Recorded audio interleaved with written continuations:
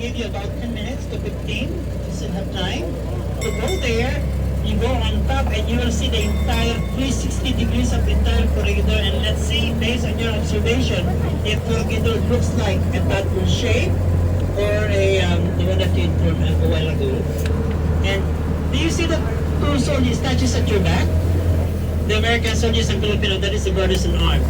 That symbolizes the friendship of the Filipino-American soldiers here way back. And in Corregidor, if you see that one, it's American soldiers helping the wounded Filipino, but there's another one of that kind in Georgia.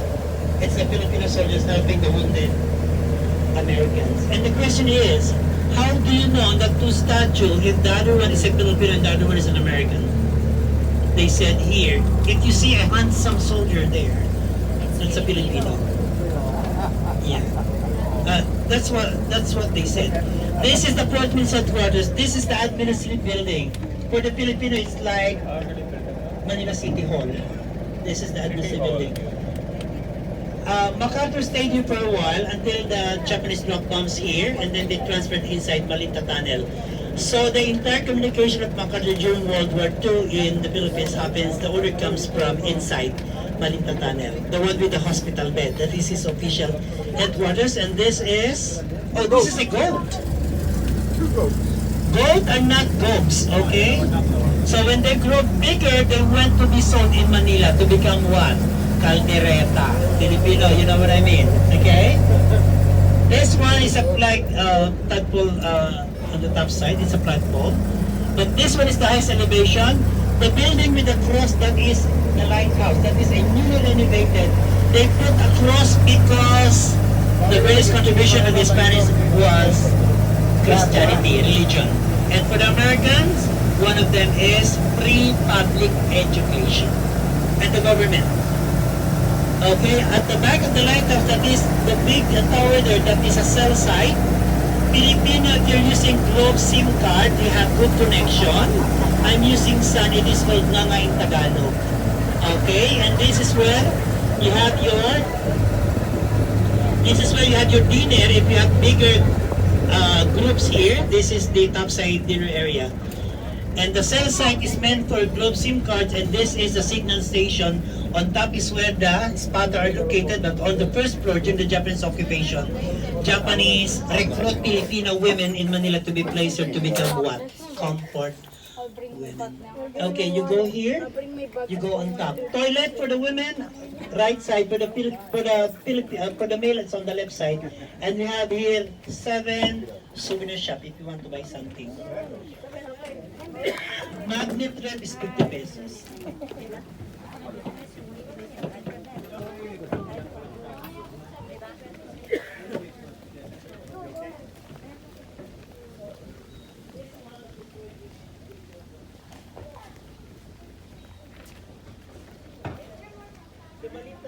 The lighthouse was repaired because in 1954.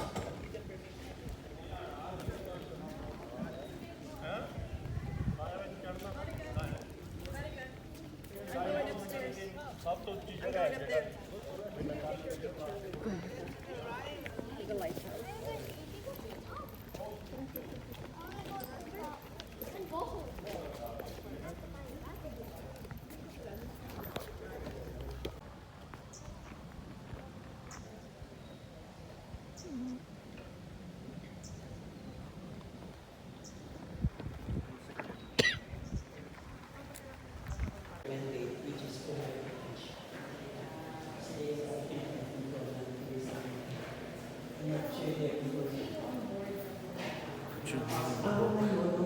Saan na po?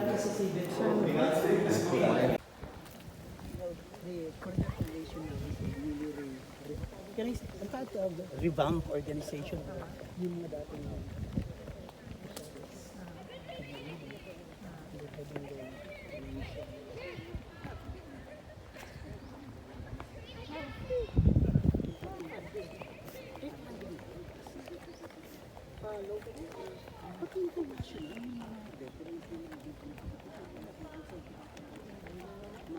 during the time of this one, nagkakaroon na reinforcement na bakal-bakal sa GBL to temporary hold, but they release it sa GBL.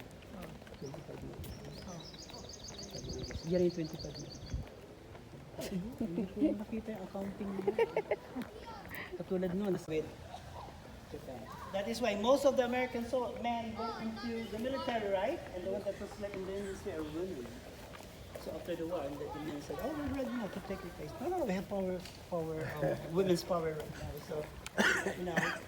Changed So these are the plates. These are the places of war that took place in Asia only, not in Europe, because Philippines is in Europe. And Hiroshima and Nagasaki is the two cities destroyed in Japan. We have Okinawa, one of the bloodiest fight. Saipan is the biggest mass suicide done by the Japanese. It's in Saipan. 8,000 families died, jumped on the cliff. The younger brothers and sisters were pushed by the older brothers, and the older brothers and sisters were pushed by their moms, and the moms were pushed by home. Can you guess? Okay. Of course. That's why the wife said it should be the husband first before the wife. 8,000 survived. But in the Philippines, 2,300. It happens where? Malintatan.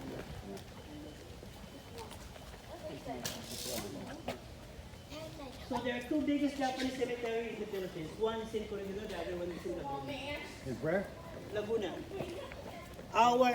The general during World War II in the Philippines, the first one is Homa, General Homa, responsible for the death march, and the last general in 1944, which is Tomoyuki Yamashita, accounted for killing more than 100,000 Filipino civilian foreigners in Manila. We're all being tried in Manila, and the trial, military tribunal there was the U.S. Embassy today, and they were accused and convicted of having more than 273 atrocities done in the Philippines, and they were sentenced to die. The first one, Homa, for the death march was firing squad, and Tomoyuki Yamashita hanging on a tree. After they were hung, they were sent. Their bodies were being cremated and sent to Japan, Yakinisha Shrine, to have an honorary burial. They were all heroes, as they say. And to believe in the Shinto religion, they all go to heaven. That's what they believe. But for the Filipino, based on the Bible said, you're gonna be judged according to your works, right? Not according to the emperor. So that's a difference. Messed up. The Dome of Valor, every May 6 is the day we surrender. But the Dome of Valor, every May 6, that parachute building, they have a hole on top, and every May 6, the sunshine goes directly to the center, and they built an altar. It is very light at that time. So this is May 6, and this exactly 12 noon, you're all invited to grace that great phenomenon that happened here once a year. Wow. Yeah, and they also invited some Japanese, American, and Filipino veterans also. Most of them were really big guys. Most of the veterans who went here until now, they have to have at least what? A walker or a To the rest. stretcher, what do you call it? A wheelchair or something. They built the rest. What when they visit Corregidor there? Because they were veterans. This was being funded by the U.S. Congress in 1965, finished in 1968, and President Lyndon Johnson visited Corregidor.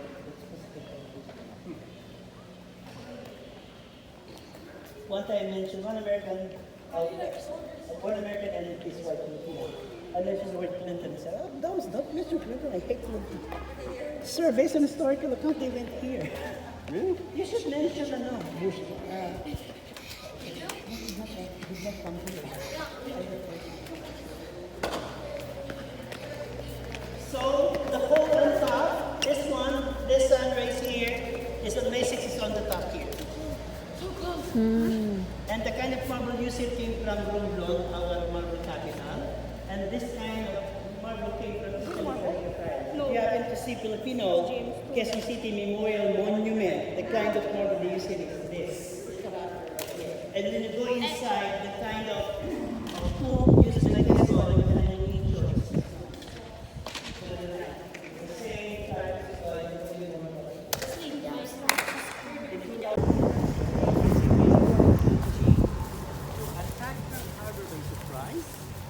And 10 hours later, the Japanese army, Imperial Army from Formosa. This is right during Pearl Harbor, the same Yes. exact time. It was. It only became December 8 years because of the international date time is it becomes They December 8. attacked this and Pearl Harbor at the same At the same Because time? Philippines and Pearl Harbor are two American territory, right? They attacked because Philippines and Hawaii were placed in the Pacific, and the Japanese played a great role in the Pacific. That's why in 1939, when Germany attacked Poland, the Pacific Fleet of the U.S. in San Diego moved to Hawaii to see the movement of the Japanese. That's how they do that. But what about the Philippines? You're also American territory, right? So you're also being what? Theater? Okay, we'll go at the back end. The theater, the last movie shown here was Gone with the Wind. My dear guests, if you're Americans at the time, if you want to watch a movie, you pay 5 centavos. If you want to make reservation on a single rattan chair on the front, you add additional 2 centavos. But wait, you're not allowed to watch a movie with this kind of summer dress. I'm so sorry. Women have to wear a gown. It's very hot and it's not air conditioned. And men have to wear terno white like the Marines. If not, you're not allowed to watch a movie.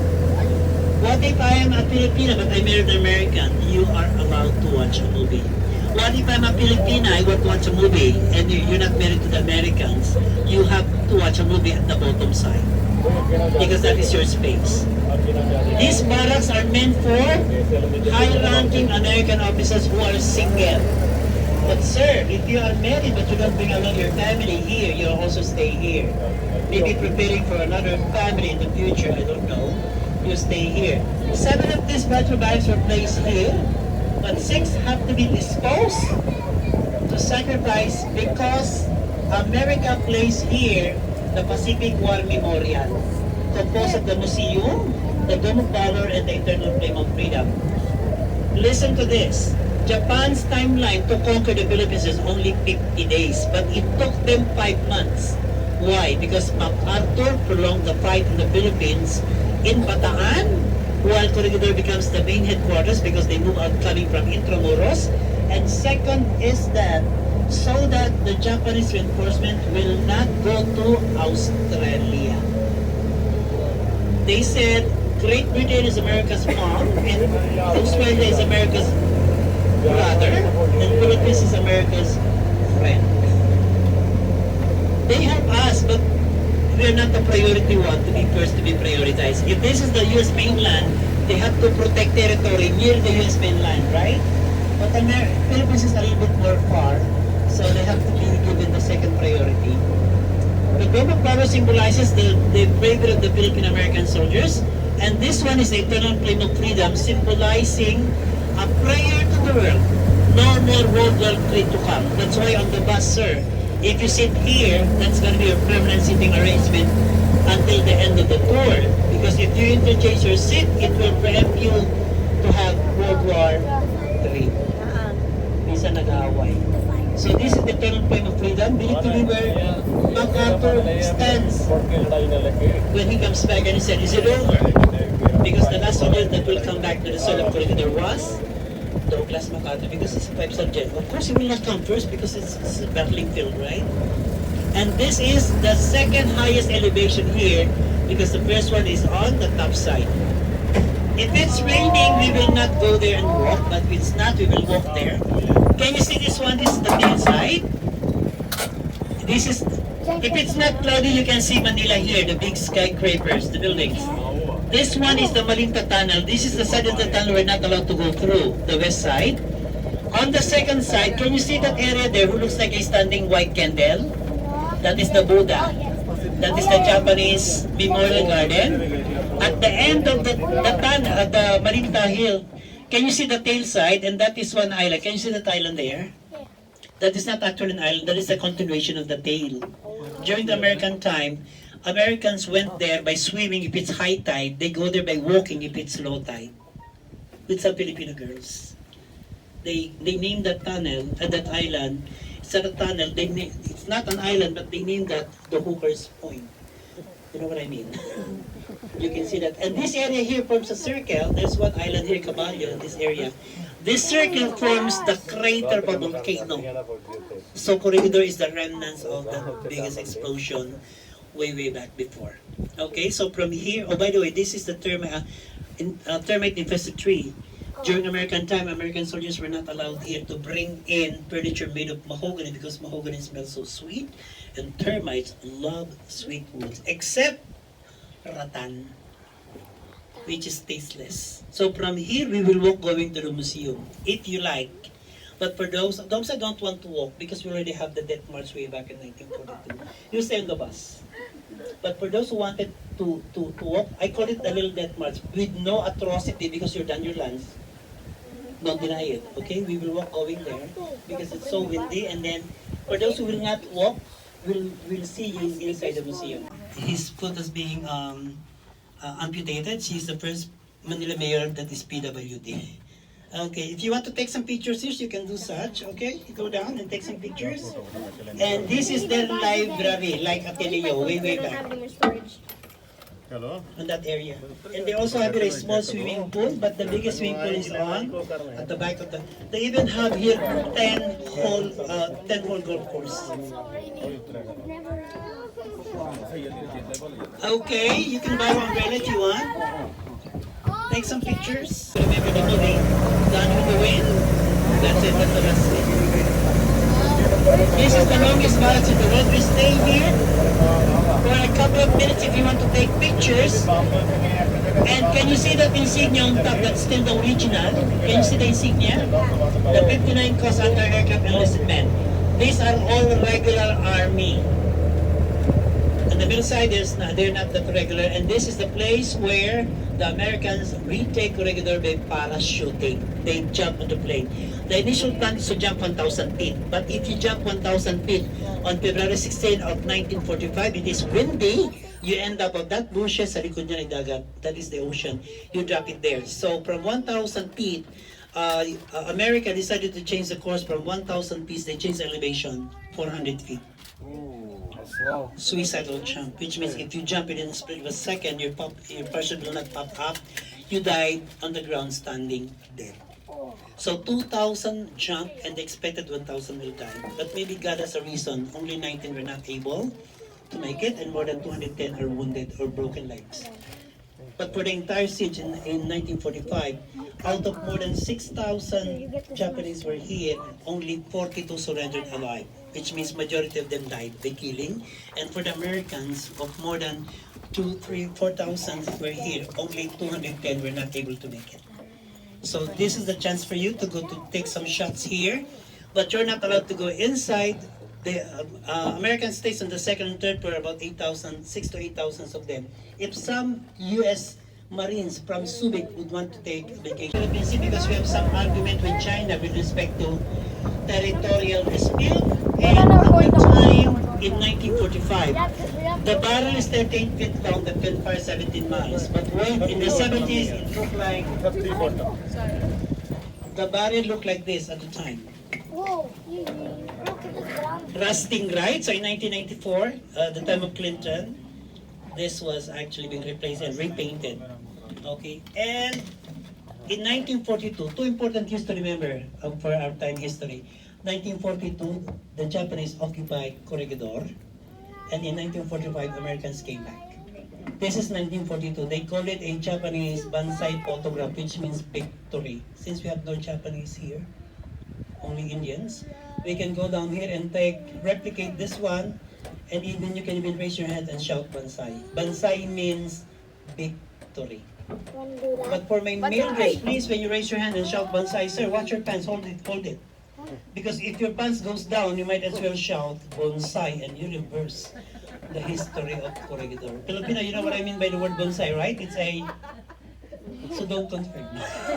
Just go there and take some pictures and we'll go on top later, okay? If you want to see some gecko, we will enter the bunker. If you don't like, stay here. Human go back. ਕਹਿੰਦਾ ਵੀ ਉਹ ਜਿਵੇਂ ਪੈਂਟ ਖਿੱਚ ਕੇ ਖੜਦੇ ਆ ਆਪਾਂ ਵੀ ਡੋਟ ਹੋ ਕੇ ਵੀ ਫੋਟੋ ਖਿਚਾਉਂਦੇ ਆ ਸੈਲੀਬ੍ਰੇਟ ਕਰਦੇ ਆ ਕਹਿੰਦਾ ਕਈ ਵਾਰੀ ਪੈਂਟ ਉਹ ਵੀ ਢਿੱਲੀ ਹੋਵੇ ਤਾਂ ਵੀ ਬੰਦਾ ਖਿੱਚੀ ਜਾਂਦਾ ਜਿੱਦਾਂ ਪਾਣੀ ਹੋਣਾ ਫੋਟੋ ਫੋਟੋ ਖਿਚਾਉਣੀ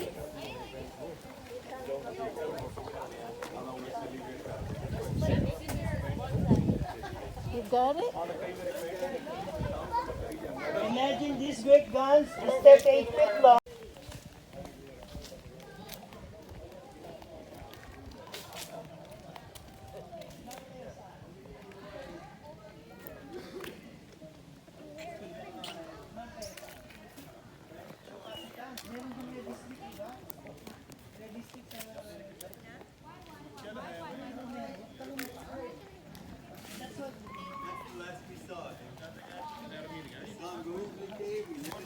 I graduated high school in Roosevelt College.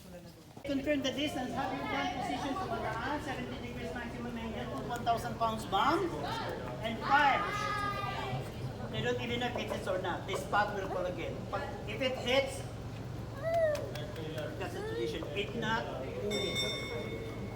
and you know, but not today because we have what? Satellite. What's more accurate? State of the art for World War I. Again, America promised to send it forward. The bracket, the scale bracket, the door, the every forces.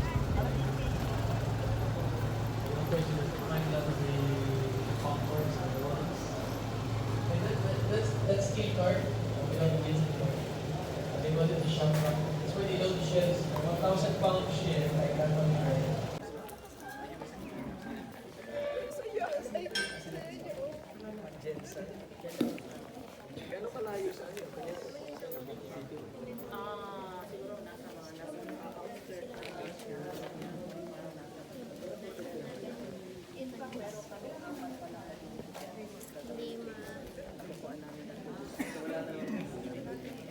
Yun pala ang nakiklear yung apat. Wala. Parang apat pa lang yun.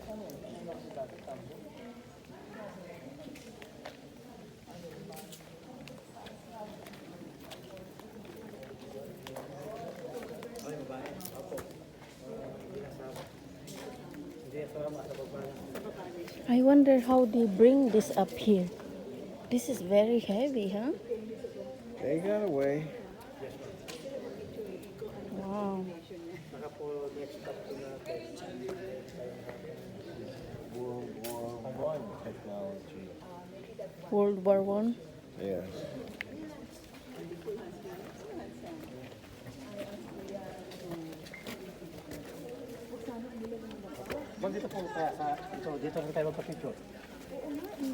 Can fire, that cannot hit, but this plane can drop bombs and destroys all of them.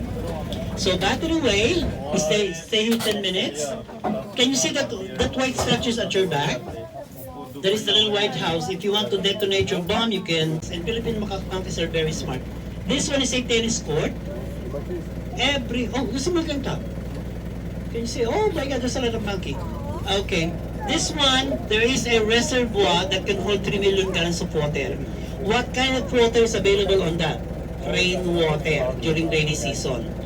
But wait, my dear guests, World War II, the Philippines happens during the summer months, which means that reservoir have no water. So scarcity of water arises in the area. The Japanese Navy control the north, south, east, west of Corregidor. No food comes inside Corregidor because the Japanese Navy controls everything. Why? Because Corregidor is an official use of a headquarters of Douglas MacArthur. Oh, there's a lot of monkey. Are they are very happy because you see a lot of people here who's not the Japanese. Oh, we call them migratory monkey. Or maybe they eat somewhere and have their siestas. Oh, there's a monkey on top. Okay. So if you see monkeys that are very active, those are American monkey because they're very happy. Oh my God, there's a lot of monkeys as well. So this is the original highway going on top. Bomb craters, sleeping quarters of the American soldiers who sit on the third, fourth, fifth row of bomb craters as well. This is a barrack. My dear guests, I will not let you drop here because I will drop you to the biggest single barracks in the world, top side. Because today Corregidor is an international developer peace and understanding, which means there's no separation. Everybody is welcome to go there now. So we will go there because you are my priority guest. But wait, this barrack can you see there's a lot of metal enhancement? National Historical Commission put that aside to temporarily hold because 10 to 12 years from now as being projected, all of this will collapse. The first reinforced concrete building in the Philippines happens to be in Corregidor. Filipino, we call them in Tagalog, buhos, no hollow block in Corregidor. But wait, during the fortification, the biggest bidder here who won for the cement was Japan. So cement used here came from Japan, metal came from America, Bethlehem Steel, and the rocks came from Malinta Hill, the sand came from the beach resort, and the workers are all Filipino, believing prisoners coming from Rectoy, Manila City Jail. Americans stay here on the second and third floor because the first floor all amenities like what? Toilet, bathrooms, what we call this, stores and other shops here. Heavily bombarded by the Japanese in 1942, much more heavily bombarded by the Americans in 1945. Today, force majeure like earthquakes and typhoons triggers the situation. That's why you're not allowed to go there because there's a lot of hanging slabs on top. So it is not meant for you to carry on. But there are some places here that we can enter ruins, and those are all batteries. 2,000 to 3,000 Americans can sleep there. That is one regiment, and another regiment stays on the other side, the twin barrack. These are meant for Filipino elite group. We call them Philippine Scouts of the USAPA. Stay here. Same specification. The only difference is food, because Americans eat bread, we eat rice, Filipino, but we crack the same eggs in the morning. And second is that language barrier. We don't speak that much fluent at the time. Not unless you go on call center like me, so we become a little bit more fluent. Because in Asia, the only English-speaking country at the time was Philippines. Of course, because we are American territory. But wait, the British were the one who first occupied the Philippines before the Americans, and they were the first one who taught us to speak English. But that was short-lived, only almost 2 years. After that, after the 7 years wars in Europe ended, they went back to Europe, and fearing the Spanish will come back, that's why on top of Malinta Hill, they built the lighthouse. Okay, so this one is for the Filipino. Can you see the tops, the rooftop? Is it flat or not? The rooftop is flat. During rainy season, rainwater to be collected on top causes through gravity going to the water reservoir. And again, World War II happens during summer months. That one have no reservoir. And beneath that at the back, they built there the first American high school in the Philippines. And the first university or college built by the Americans is in Manila. Philippine Normal University, that is 1901, and next is UP, that is 1920. Now, it looks like drunk monkey, right? So that's gonna be Filipino monkey. It looks like drunk. The other one looks like sad. Oh my God, he jumps in. I'm sorry, this is a sad monkey, which means those are Japanese monkeys. And my thing is, do you know at the time, way back, we have a song for the dog, which now becomes a song for the monkey. The song for the dog goes like this: how much is the doggy in the window? Do you remember that song, sir? Now we replace that with monkey. And sadly, in 1946, the 4th of July, America gave us independence in Manila after the war. July 6 of 1945, MacArthur declared that we are safe from the Spaniards, from the Japanese. July 4 of 1946, America declares independence with the Philippines. So we are not a part of the states of the U.S. Flag, right?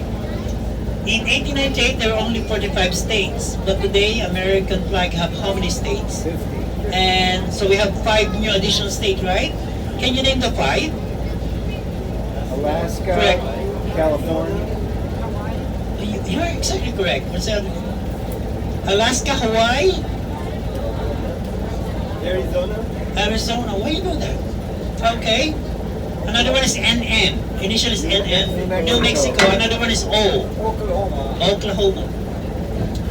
What about the Philippines? Oh, B, that's What about Cuba? No, there's only 5. What about Puerto Rico? I know. Can they vote? Yes. But can they hold any office from the government? Yes. They have. Like Corregidor, 500 Japanese American soldiers were stayed in the island. Technically still Americans, stay here to become their what? Slaves, and they were the one who were tasked to build tunnels. Okay, and then after that, this is Bataan Peninsula. Along the seashore, that is where 76,000 Filipino-American soldiers walked the infamous Death March. Death March happens in Bataan, and 23% of those Filipino-American soldiers died of mosquito bite. We called it at the time malaria. We call it today dengue. That's why my name is DOMS. Is it S or C? C, which means during the time they called me died of malaria, I put C to be what? A survivor. But for the new millennial today, they call me DOMS as well, which means dirty old man. A bit older but not dirty. I put C again to be what? Sanitized. So that's me for the Department of Tourism.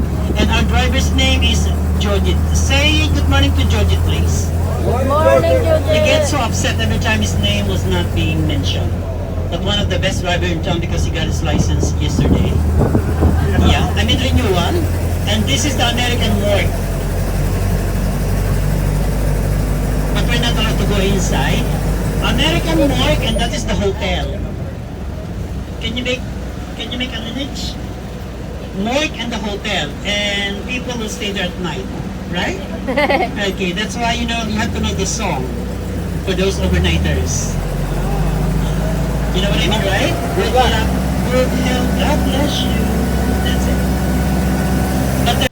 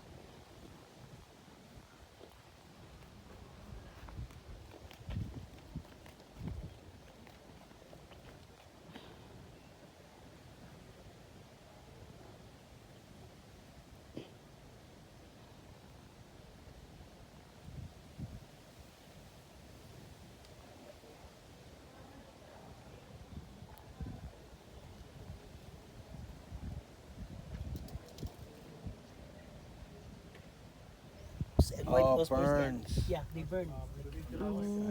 It's like a cancer to the steel, to the metals. It didn't shoot very well after that, did it? Yeah, I think so. Imagine, this is an island at the mouth of Manila Bay. So when a Japanese ship or enemy will cross it going to Manila, the 4 island blocks, right? So they knew no crazy admiral would dare to cross here because all islands have an effective long-range Seacoast gun. But the one that enters here are not ships, airplanes. And these great guns of Corregidor cannot fight a single airplane. Because the airplane moves so fast and that gun moves so slow. Because those are meant for what? Long range attacked the ship, which did not. They didn't have airplanes when they were, not many airplanes. Not air war when they were building the defense. Because this is an A island. new technology. And America wanted to modernize equipment prior for the coming World War II, but they suffer also economic they suffered a great economic depression during those years. Yep. My mom was there. 1935, right? Depression, 1935. 29. The stock market crashed 29.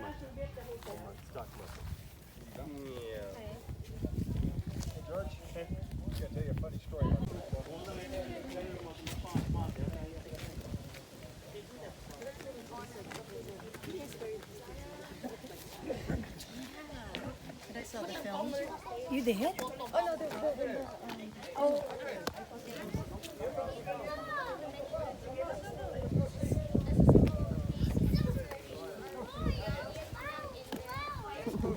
There's a museum in here.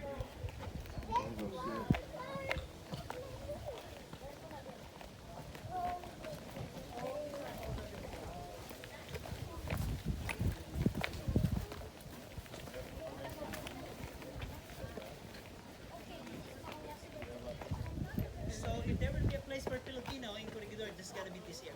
Filipino and Japanese on the same side. Americans.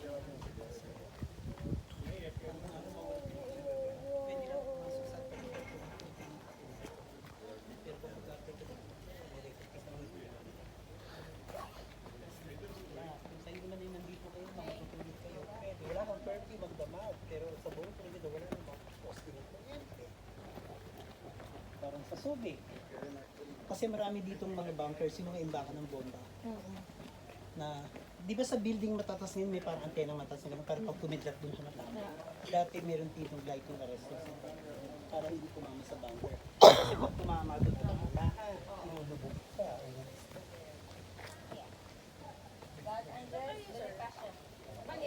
Andres, di kayo dito nakastay. I stay in Tondo, pero ang bahay namin nasa silang Pinaspor doon. So, Apilon Station is Sinarapo. Yung nag-open kahapon nasa Manila ako, may diwat ako sa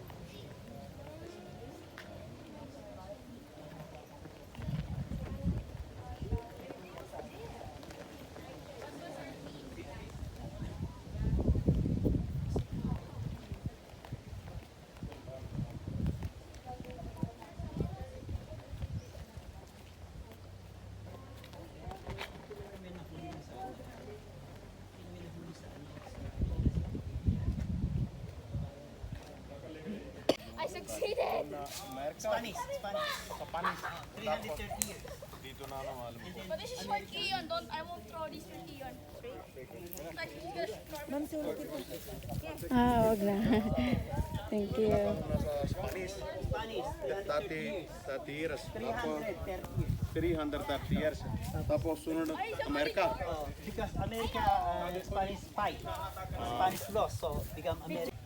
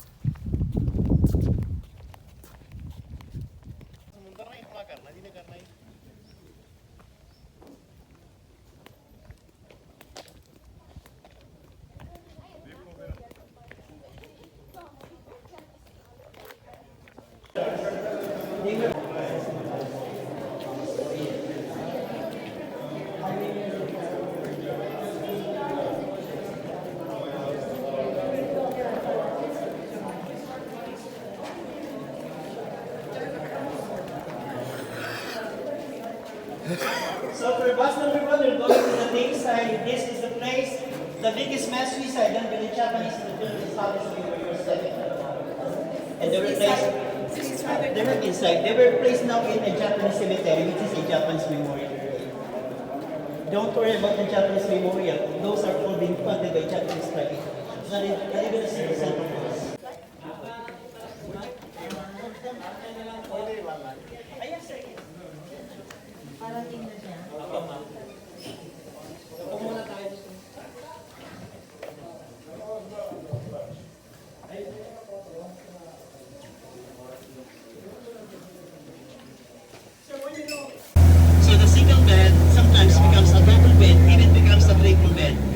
Many casualties were inside, but few were food, water, and medicine. Why? Because America's reinforcement did not come on that particular period. America and Great Britain had a bilateral agreement at the time. America had to support or help or reinforce first Europe before Asia. So we are left behind for a while. Well, we were fighting in Bataan for 5 months and reinforcement did not come. The basic reason why Filipino-American soldiers in Bataan and Corregidor surrendered is because they have no more food. Because reinforcement did not come at that particular point in time. The help of America only comes in when MacArthur returns. And that's sometime in October of 1941. And he gets to the biggest expensive naval battle in the world, the Leyte Gulf War. And later on, penetrate Luzon, penetrate Bataan, and last but not the least, penetrate Corregidor. The last country occupied by the Japanese in Asia was the Philippines. It's supposed to be Australia. So you came from what country? United States. What state? Ohio. Ohio. Well, dun tayo sa tunnel. Okay, we will go to the tunnel first. We'll discuss this one later on. But this is the beach area today. People, if you want to stay overnight at the hotel, any overnighters? Oh, do you know the song for the overnighters here? Oh my God, you should know that. It's gonna be good luck, good health, God bless you. In the hotel, because the hotel is the only hotel in the island and it is said to be the only 31-star hotel in the Philippines. Yes, quite surprising. Most of the hotels in the Philippines are only 5-star. Am I correct? But in Corregidor we have 31-star hotel because that hotel have 31 rooms on top of 56 stars. It should be 36, but MacArthur get how many stars? 5. Oh, 5. No, so we're done with 5, so it's only 31. Okay. We'll be entering first the Malita Tunnel before this one. But wait, the tunnel now, please remember this one. The purpose of the tunnel, it was built in 1922 to 1932 after World War I. Is for any reinforcement of America that will come in and that will be stored. But wait, no reinforcement comes in. But that tunnel also serves as what? Storage of human lives. A lot of people die there. Once in a while you see monkey on the road, right? There are 3 kinds of monkey here, Filipino, American, and Japanese. When you see monkey, tell that to me and I'll give you the characteristics so we can differentiate. If you see monkey that are so happy, those were American monkeys. Why? Because they won the war. Remember? Japan surrendered September 12, 1945. If you see lonely monkey here in bunches, Japanese monkey. Because they lost the war. If you see monkey walking along the street, looks like a drunk monkey, Filipino monkey. Because they don't know where to side for the Filipino Americans. Okay, we'll discuss that later on. And the Malita Tunnel now have a show. It's only a 30-minute presentation. I'm just joking. I'm gonna be assisting you inside, okay? So when you run, I also run with you. Picture taking is allowed, but not videotaping. But please, they have a rule here when you have a game, right? If the cat is out, the mice will play. There is the cat. Security guards. Okay, you can go down here. Our guest is there. You can do one of the highlight of your experience entering the Malita Tunnel. By the way, this is the map of Corregidor. And Corregidor is located at the mouth of Manila Bay. This is Manila Bay. This is Pasay where we came into. We traveled to Corregidor for almost 2 hours. And Corregidor at the mouth of Manila Bay have 5 islands, but 4 are being fortified with seacoast defense by the Spaniards way back from 1571 up to 1898, and then apparently when the Americans came in from 1898 up to 1942, then World War II broke in Asia when first Germany attacked Poland in 1939, and in Asia when the Japanese attacked by surprise Pearl Harbor December 7 of 1941, killing almost 3,000 American navies. And 8 hours later from Taiwan, from Formosa or Taiwan, the Japanese attacked the Philippines and destroying most of the MacArthur's facility. This is the Black Beach. People sitting on the 3rd, 4th, and 5th at the time you swim here during American time. Because people sitting on the 1st row and 2nd row, you swims on the top side of Corregidor, Olympic size swimming pool with salt water. People sitting on the 1st because, my dear guests, you sit now on the bus, but the bus actually during the American time is this. electric tram or tramvia. The main transportation is railroad, about 30 miles of that here. And people sitting on the first and second row, congratulations, sir.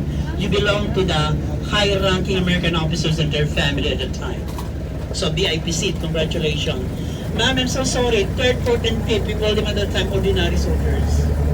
They enlisted men, not the regular one, but people sitting at the back, congratulations. All are Filipinos. Filipino servants. The one that cooks their food, wash their clothes, and take care of the baby. Houseboy salary is 20 pesos a month. So that's huge during the time because Corregidor is one of the greatest military defense or fortress of America outside the U.S.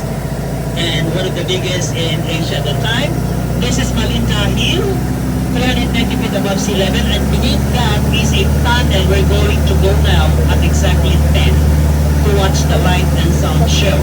The Malinta Tunnel, oh, by the way, the Malinta Tunnel is the only safest place here in Corregidor during the night. The one will make judgment right now. People wearing dark glasses in the island are presumed to have third eye. So ma'am, isa ka na. So we have 1, 2, 3, 4, 5, 6, 7, 8, and 9. 9 of you will be entering the tunnel first. What about me? You don't see anything. I don't feel anything at all. I'm gonna be at the back. So when you shout, I run first. Okay, the Malinta Tunnel today, they're having now, since the island is a tourist historical destination, we'll be entering inside the tunnel with a video presentation and some dioramas. Okay, but don't worry, we're only, per show is only 2 bus. So it's less than 100. But during the, but apparently, Armis Dome, but apparently in 1945 when Americans came back, as what Ricardo said, that he shall return, right? 2,300 Japanese, they don't surrender. They killed themselves inside. That's why we have to go there now to see if there's still somewhat survivors after 77 years, right?